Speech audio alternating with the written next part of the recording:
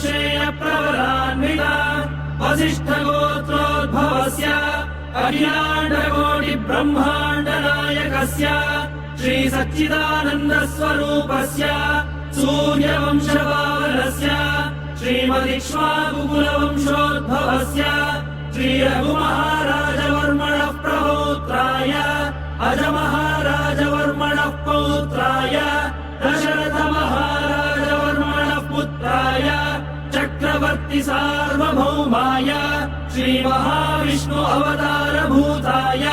Bharatkhand आत्मस्वरूपाय Shri पट्टाभिरामचन्द्र स्वामिने